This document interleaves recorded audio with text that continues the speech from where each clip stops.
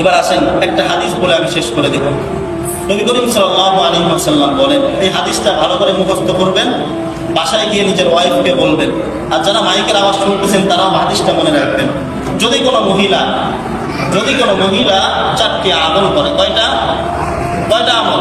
4টি। যদি কোনো মহিলা 4টি আমল করে, তাহলে জান্নাতের 8টা দরজার যে কোনো দরজা দিয়ে সে প্রবেশ করতে পারবে। সুবহানাল্লাহ।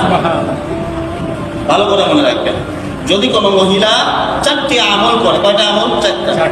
4টা আমল করে জান্নাত। এটা হলো মহিলাদের যাওয়ার জন্য, জান্নাতে যাওয়ার জন্য সংক্ষিপ্ত রাস্তা, সহজ রাস্তা। যদি কোনো মহিলা 4টি আমল করে, তাহলে জান্নাতের 8টি দরজা যে কোনো দরজা দিয়ে জান্নাতে প্রবেশ করতে পারবে।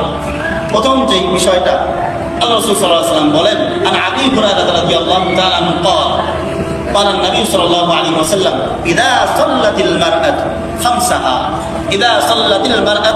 خمسها যদি কোনো মহিলা 5 ওয়াক্ত নামাজ আদায় করে, এক নম্বর কি 5 ওয়াক্ত নামাজ আদায় করা, ওয়াসামাত শাহরাহা রমজান মাসে পরিপূর্ণ রোজা আদায় করা, রমজান মাসে পরিপূর্ণ রোজা আদায় করা, ওয়া তাআত যাওজাহা ওয়া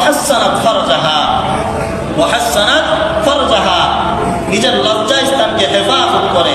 লজ্জা স্থান বলতে এটা নয় নিজের ইজ্জত আব্রুকে হেফাজত করা, নিজের পর্দা ঢাকা, নিজের চেহারা অন্যকে না দেখাও, এটাও লজ্জা স্থানের হেফাজত।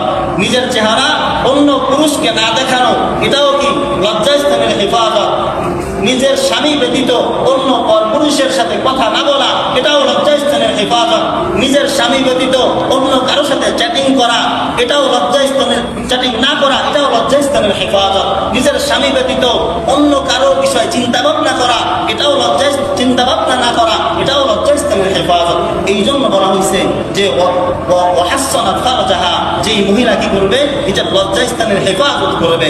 4 নম্বর ওয়াতাআত যাওজাহা, স্বামীর আনুগত্য করবে, শরিয়াত অনুযায়ী স্বামীর আনুগত্য করবে। স্বামী বলছে নামাজ পড়তে নামাজ পড়বে, স্বামী বলছে পর্দা করতে পর্দা করবে, স্বামী বলছে ভালো কাজের যে আদেশগুলো স্বামী করবে কাজগুলো করবে। যদি খারাপ কাজের আদেশ করে, শরিয়াতের বাহিরে যদি স্বামী কোনো আদেশ করে, ওই আদেশ পালন করা যাবে না।